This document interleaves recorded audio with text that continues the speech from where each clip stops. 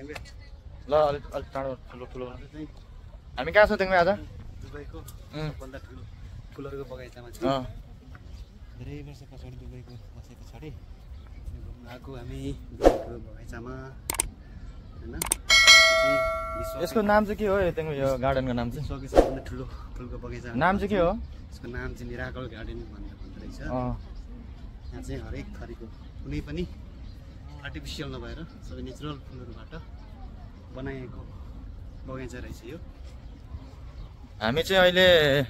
ठ्याक्कै छिरेको 2 घण्टा भयो छिरेको के ठुलै आज हामी चाहिँ यहाँ चाहिँ लगभग यो मिराकल गार्डनमा चाहिँ कुन देशको मान्छे कुन ठाउँबाट चाहिँ म्याक्सिमम आउने रहेछ त म्याक्सिमम चाहिँ खैरेहरू हो खैरे एसियाबाट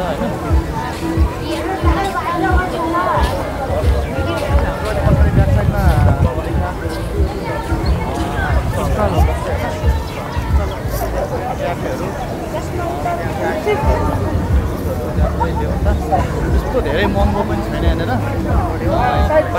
500 ml को सानो बोतलको पानी 5 रुपियाँ मात्र रहेछ त्यसलाई खासै एक्सपेन्सिभ भन्न मिल्दैन